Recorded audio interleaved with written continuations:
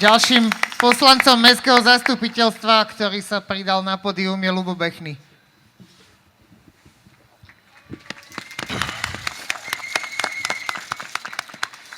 Milí priatelia, posledné dni sme sa ocitli akoby v sne, akoby v počítačovej hre. Premiér Fico sa zrazu objaví v Moskve bez sprievodu, bez prekladateľa, bez sekretárky, dokonca asi aj bez frajerky. A o pár dní na to sa objaví v luxusnom vietnamskom apartmáne so zlatou vaňou za 6 000 eur na noc.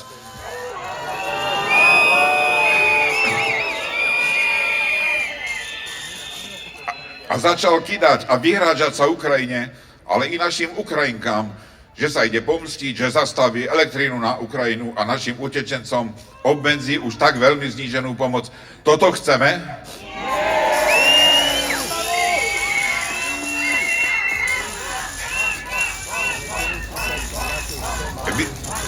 Vidíme vládu, ktorá sa odvracia od európskych ideálov, vládu, ktorá sa prikláňa k sovietskej imperiálnej myšlienke a Rusku. Páči sa vám toto? Naozaj chceme? Už sme zabudli, čo to znamená?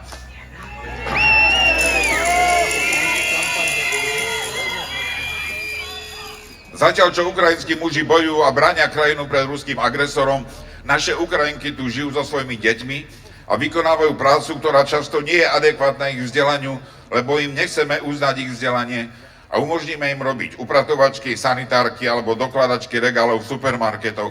A oni robia často i nedele, aby ušetrili peniaze, z ktorých posielajú čas na Ukrajinu.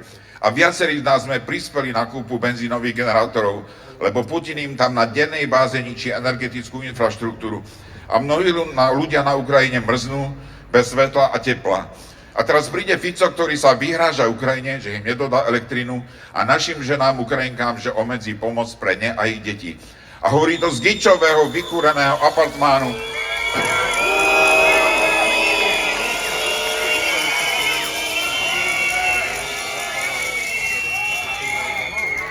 A hovorí to z gičového, vykúreného apartmánu, kde jedna noc stojí 6200 eur a on sa ani trochu nehambí. Nedovolme mu to, nedovolme mu vychliť nás z Európskej únie smerom k Rusku. Apelujem aj na našich troch poslancov, kolegov Žilinskej župy za stranu Hlas. Nedovolte to, prosím, pridajte sa k vašim kolegom a zastavte to.